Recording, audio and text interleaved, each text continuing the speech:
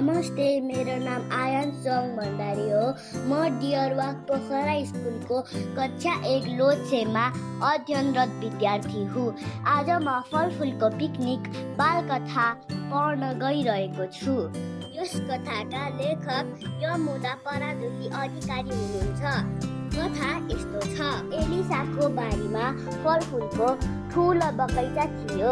उनको परिवार बगैँचामै मिठा मिठा परिकारहरू पनि खाने गर्थे।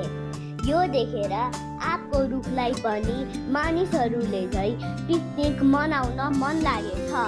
उसले भनेछ, साथी हो, हाम्रै बोटमुनि आएर मानिसहरू सधैँ रमाइलो गर्छन्, हामी पनि रमाइलो गरौँ न। केराको बोटले भनेछ, उसो भए हामी पनि यही बगैँचामा पिकनिक मनाऊ। भोगटेले सबैका कुरा सुनिरहेको थियो। उसले आफूले सुनेका सबै कुरा अङ्गुरलाई सुनायो।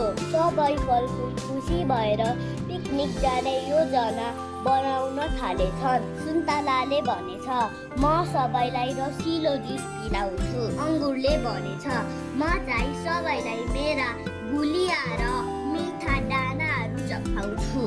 भोगटेले भनेछ, म त अमिलो अचार खुवाउँछु। केराको बोट बोलेछ, फलका रूपमा मेरा ठुला ठुला पातहरू दिनेछु। पिकनिकको दिन केराका पातहरूमाथि टनाटन फलफुल भएछन्। बगैँचामा भएका सबै फलफुलका रुखले आफूसँग भएका फल एकअर्कालाई चखाएछन्। अगाएपछि सबै मिलेर गीतहरू गाएछन्, एकअर्कालाई जोक सुनाएछन् र परर ताली बजाएछन्। कथा समाप्त।